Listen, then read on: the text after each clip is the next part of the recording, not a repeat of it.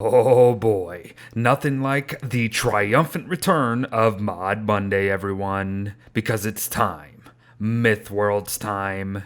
A mod so well made, so vast, that it needs to be broken up into two parts to fully appreciate it. And heck, technically, this here is already part two, as weeks ago we showcased the wonderful collection of myth characters that also go along with this mod. But I'm telling you folks, this mod team is so bloody talented, and I even get the opportunity to show much of the art made by you Song, and it's all just simply beautiful through and through. Today is going to have us discussing new biomes, new mechanics, special crafts, and a whole bunch of foodies. But even all of that won't even scratch the surface of what this mod has to offer. So then, let us set sail to our new Peach Utopia, everyone. A brand new island biome that can spawn anywhere out there on the water, and one full of new resources and even a mysterious mountain to boot. But when we do arrive, we are met by a gorgeous looking biome chock full of peach trees. We can pick these fruitful plants for 3 to 9 peaches each. However, there is a chance for one to fall and bonk you on the head, so I'd be mindful there. We also find some boulders, berry bushes, shrooms, and even a place of an old base. But let's stick to the peaches for now, because raw peaches will restore 10.5 hunger, 5 sanity, and 6 health, while a roasted peach will restore the same 10.5 hunger, but less sanity and health overall. But now, picking peach trees also give a 2% chance of providing a big peach. And no, your eyes do not deceive you with them stats. That said, one of the more important aspects of big peaches is that they can be used to grow additional peach trees wherever we wish to. Now, peach trees have 5 stages of growth to them, with each taking a long time to progress to the next one. So, you're gonna have to hold on to your butts there. But one last note for peach trees here. Chopping one down will instantly spawn Krampus, and while that may sound like a great opportunity, remember just how long it takes for them to grow in the first place, and also just regenerate peaches, which is over an hour of real time. So, because they also look nice on top of all that, don't chop them down, you numpties. But yes, moving on to that mysterious mountain.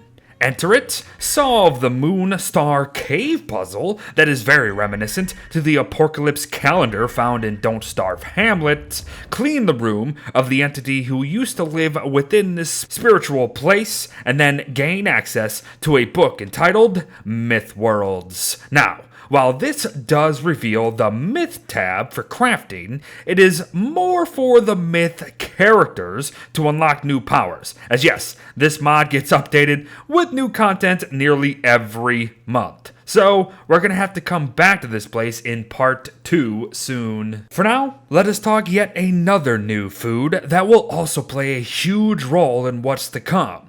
Gourds. Gourds can be grown from any normal seed via a farm plot, and at their base, they offer us 37.5 hunger, 3 health, and 0 sanity, but will up their health restored to 8 when cooked. Gourds will return later for more crafts, as well as in part 2 for even more stuff. So don't count them out quite yet. And to keep the food talk going then, banana trees would like a word. I know tons of folk who have always wanted a way to farm bananas, and this mod does that and more, at the cost of what you see here, of course. And banana trees can be planted anywhere that isn't man-made turf and grow in but 4 days, offering a single banana, obviously, as well as things called banana leaves. The nanners we receive are no different than those directly in the game, mind you. However, these banana leaves can be used to craft banana wrap,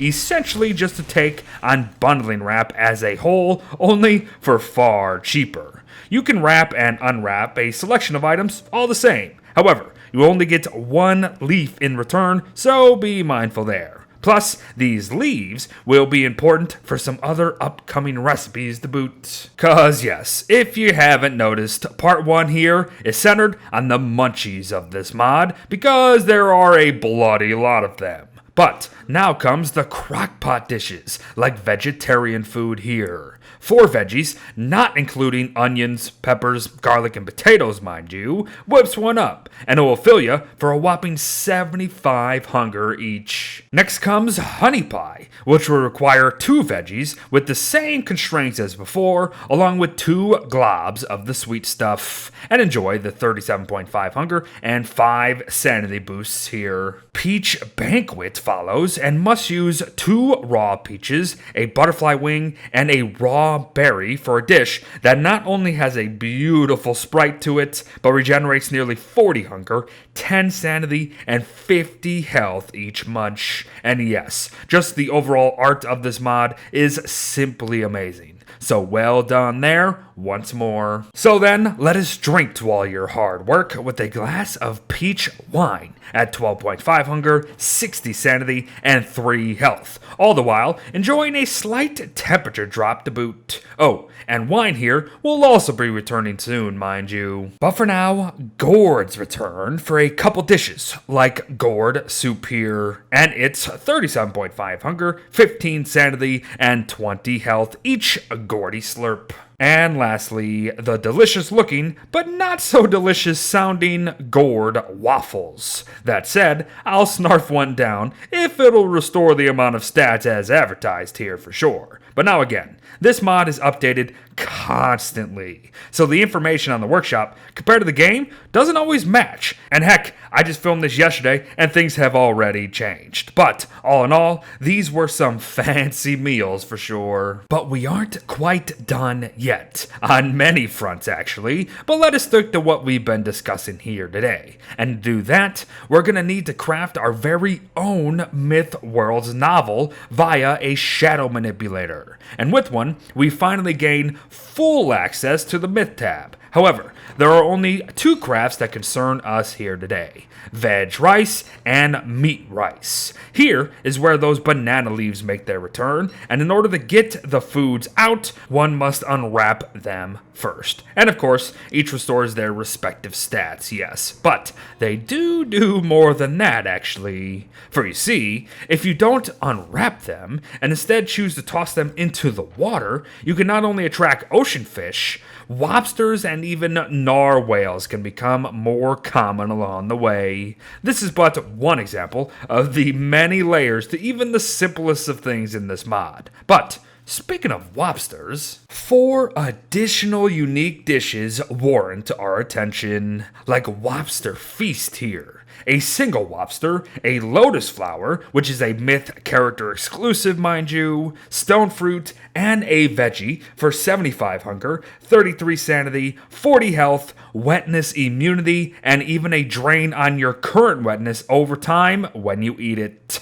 Good stuff. A lobster, another vegetable, honey, and a banana leaf leads to shrimp meat, and it's 40 hunger, 33 sanity, and 60 health restorations if you do so choose. Banana milkshakes can be yours via a banana, electric milk, and ice, and will lower your temperatures over 15 seconds atop its restorative properties as seen here. And finally, pig skin jelly, in all its grossness all around. It may never spoil, but it will knock you for minus 100 sanity if you happen to munch on it, that is. Amazingly though, it actually prevents your health from dropping below 1 for 2 full minutes. However, once that same 2 minutes is up, your health just drops to 1 regardless, so be very mindful there. Oh, and also be mindful of the fact that simply eating 2 pigskin jellies too close to one another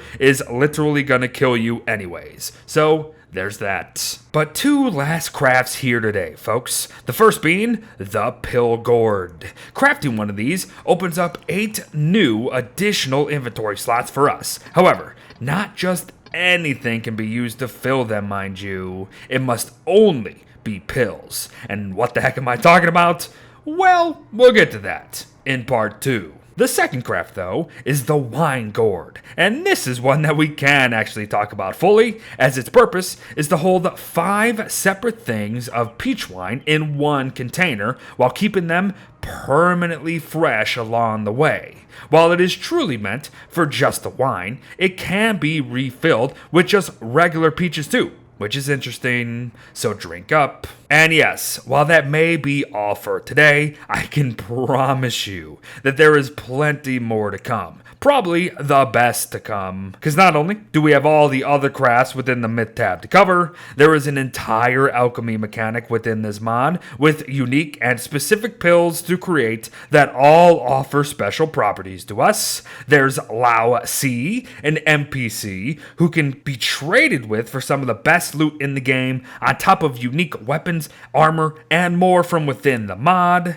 There is an entirely different biome called the Polar Moon Island, home to Chain G, yet another NPC trader who offers some really cool stuff. We have yet to track down and face the Black Bear, a unique boss that will drop some important loot for the remaining aspects of this mod. And then there are the Ranasa Bros, or at least what I call them, which is just another set of a boss fight waiting to be fought. Now, I think you can see why I decided to split this mod into 2, because I wasn't lying when I said that we'd be barely scratching the surface here today. And to think that there is even more to cover in relation to those myth characters we mentioned throughout the day too, as they add layers upon layers to the myth world, as they constantly get updated monthly as well. Listen, this mod team is incredible and deserves all the praise in the world for their work. Through and through. I am more than happy to have shown what I did here today and am beyond excited to see the rest for myself soon. So please show all the love in the world to these creators and simply just appreciate the level of dedication at play here. I mean, just look through the workshop page for Pete's sake and it would tell you just the amount of passion behind this project. And if anything, just looking at all the specifically made artwork for all the aspects of these mods is enough to floor you. So thank you to all those who had a hand in not only making these mods, but to those continuing to update it at such a high and consistent level. Just amazing. But thanks for watching, folks. Well wishes to all, and I'll see you in part 2 very soon. Bye-bye.